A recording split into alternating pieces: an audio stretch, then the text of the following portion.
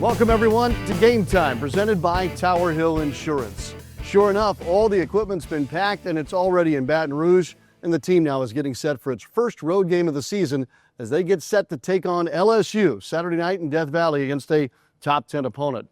The Tigers are 2-0 after beating Louisiana Tech in week 2 and then getting that road win to begin the season at Clemson earlier this year.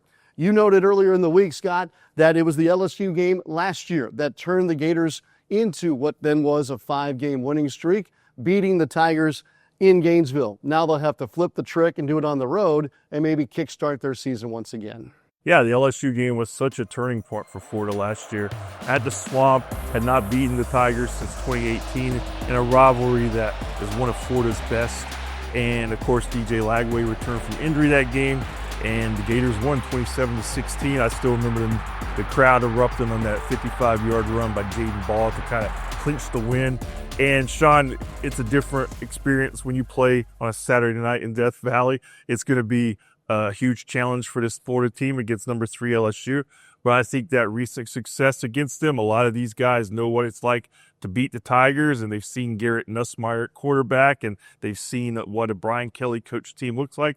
So it's one that is going to be a difficult challenge, but one I think they'll go in there and have some confidence with. Nussmeier, who has ties, of course, to Gainesville and the Gators, is a legit Heisman candidate so far. 469 yards passing, 2 touchdowns last week.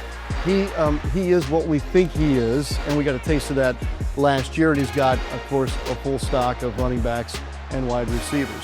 Defensively, Scott, I think the Tigers are better than they were a year ago, simply maybe because of the addition of Harold Perkins, who's back and healthy, but the Weeks brothers are involved. They're a different defensive team through 2 games than what we saw last season. They are. I mean, Harold Perkins is such an integral part of what they do defensively. He's a very talented guy, probably be the one guy on that defense that Florida will have its eyes on the whole game. And again, you just can't equate what that's like it's like the Gators playing at the Swamp on a Saturday night. Those guys feed off of that. So you know they're going to be charged up, and it's going to be a big challenge for Florida's offense, which I think is going to have to be more consistent and have some rhythm. And I think really we haven't seen DJ Lagway's big play in the passing game yet, other than the long throw to Vernell Brown, who got most of the credit because such a great catch. But I think we need to see more of DJ Lagway to go down the field. And as long as you got Jacoby Jackson and Jaden Ball back there, you always have a chance if you go that route. But I would like to see maybe some more DJ Lagway in the passing game. All right. We also could see some players come back from injury. Maybe the season debuts for guys like Dallas Wilson or Caleb Banks. That remains to be seen, but there are hopes that those guys could play on Saturday night against LSU.